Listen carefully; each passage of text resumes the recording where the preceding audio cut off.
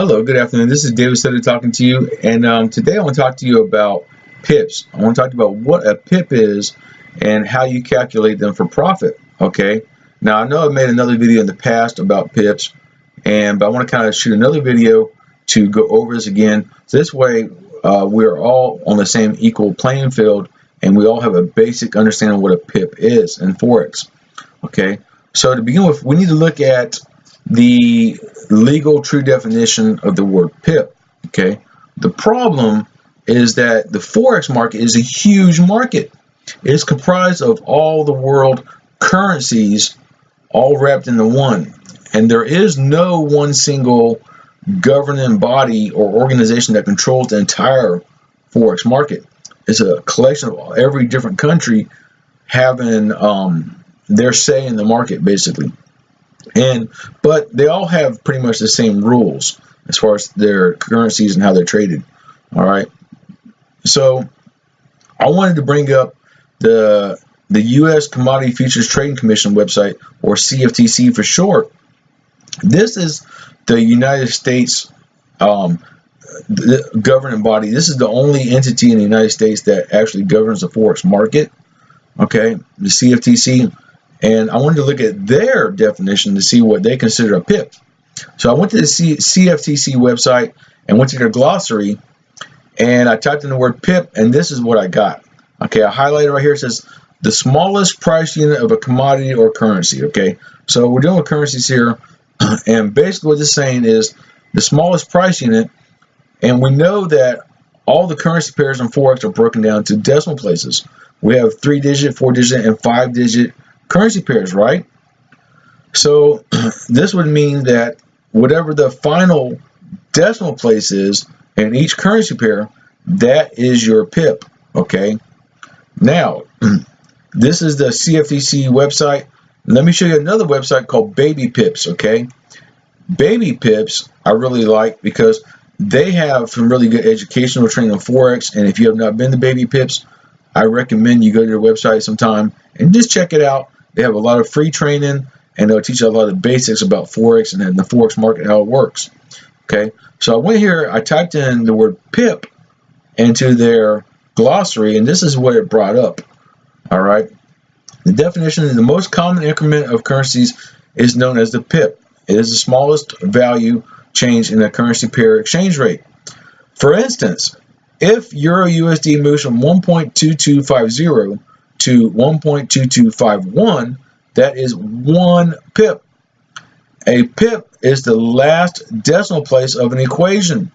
Okay, let me repeat that. The last decimal place of an equation. A positive or negative PIP value is how you measure your profit or loss. All right.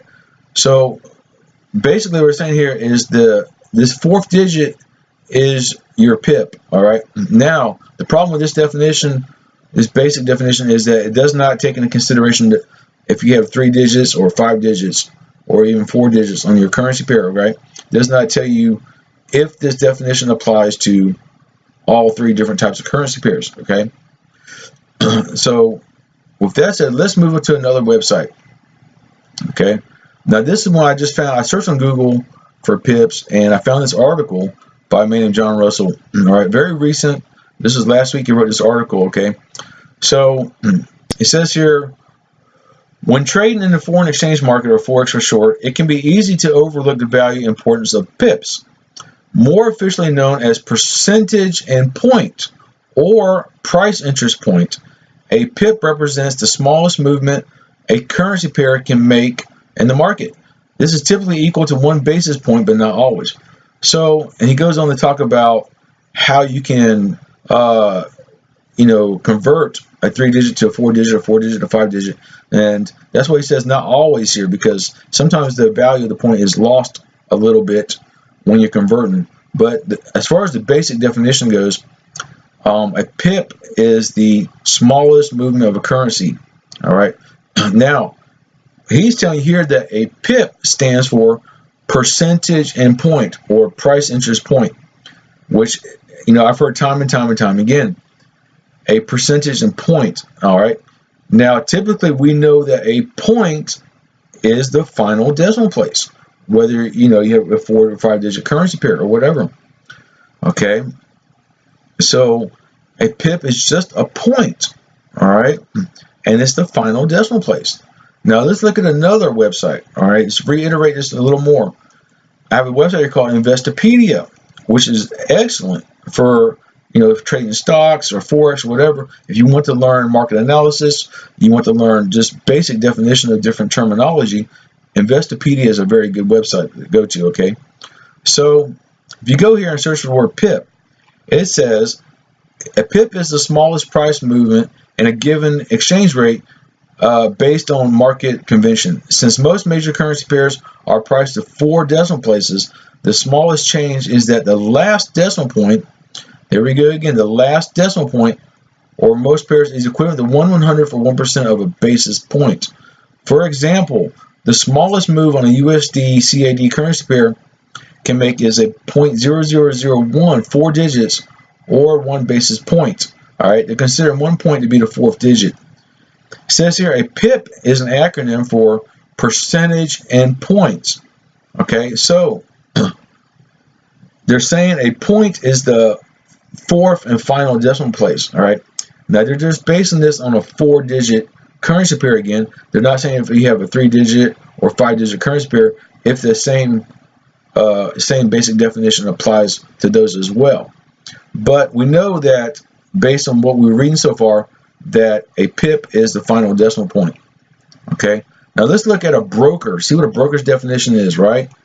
I picked out one here called Oanda. All right, Oanda is a very popular broker in the US, and their definition of the word pip is the price movement in a given exchange rate. Okay, understanding the change in value helps traders to enter, edit orders, manage their trading strategy.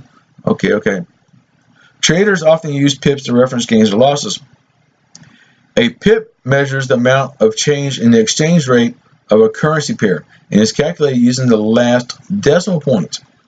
Since most major currency pairs are priced to 4 decimal places, the smallest change is that the last point is equivalent to 1/100th or 1% of 1 basis point. Now, this is based on a 4-digit currency pair, and this this fraction right here would be different on a 5-digit or 3-digit, but it's the same concept. Okay, for a trader here to say I made 40 pips on a trade, for instance, means that the trader profited by 40 pips. Very good, very easy.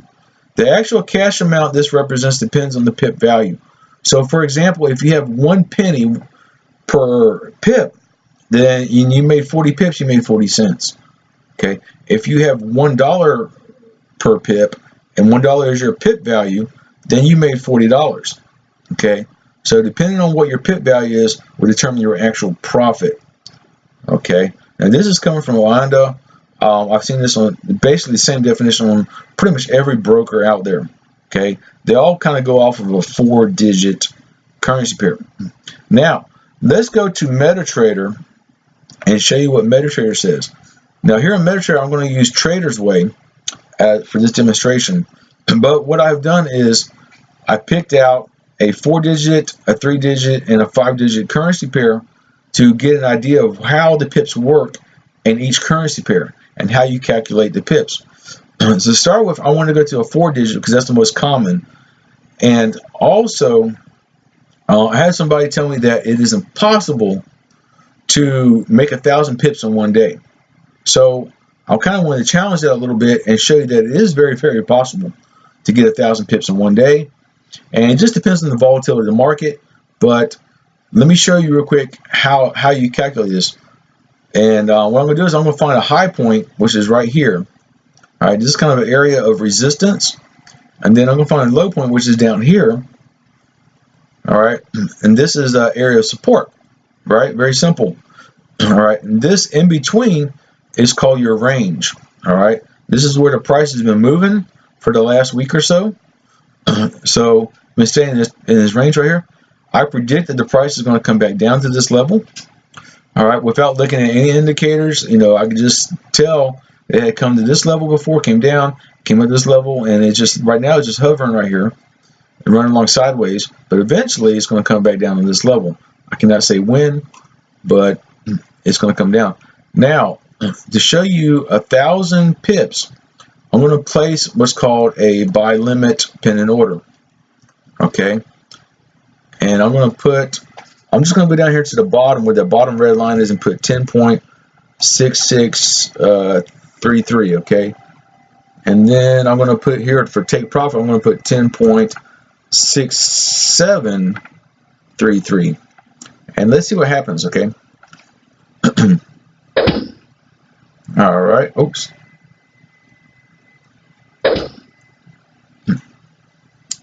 Modify this. I meant to go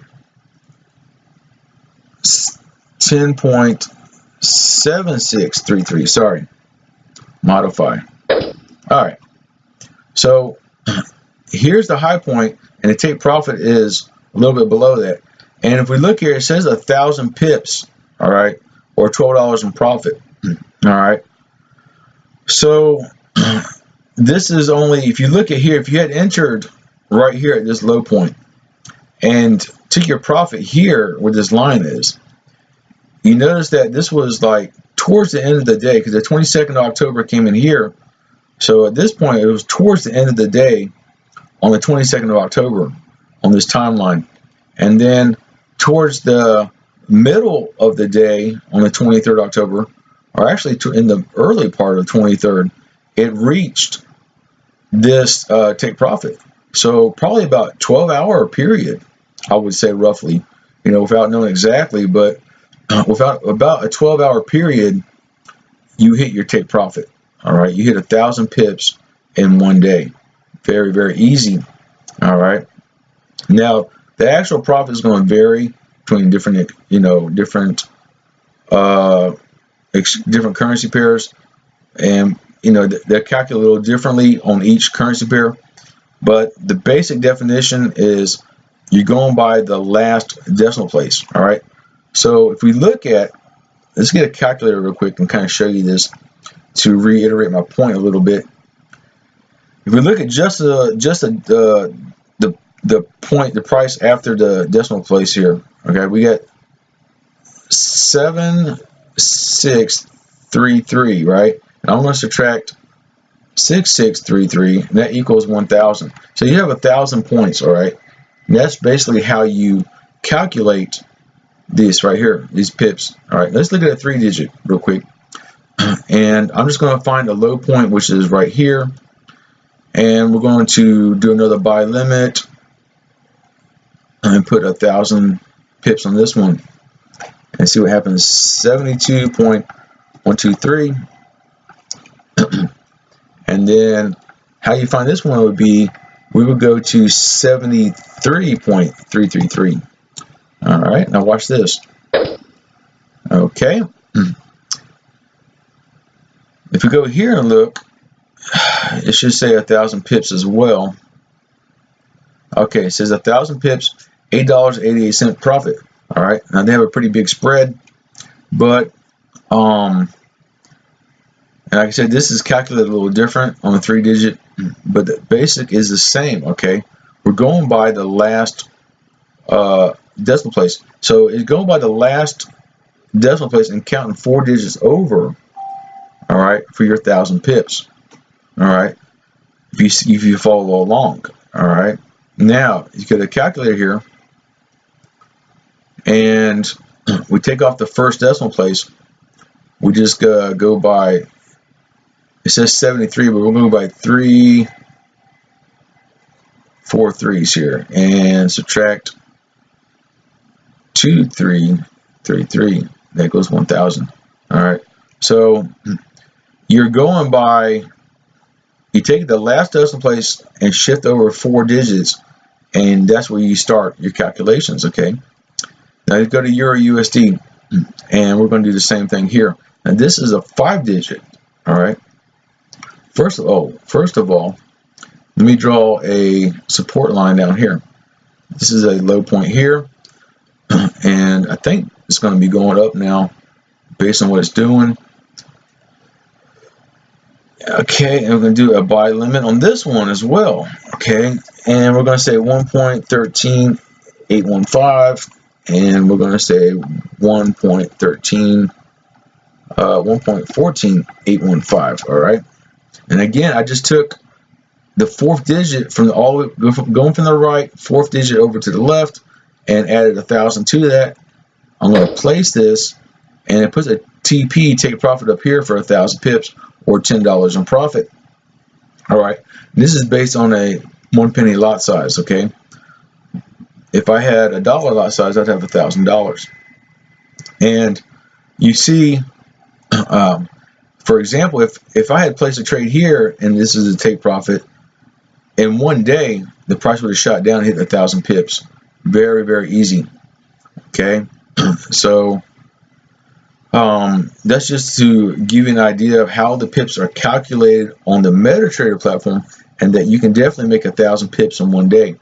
All right, now if you were to make 1,000 pips in one day on one currency pair, and you did this across 5 currency pairs, just five trades in one day, and made 1,000 pips on each, that's 5,000 pips. Am I right?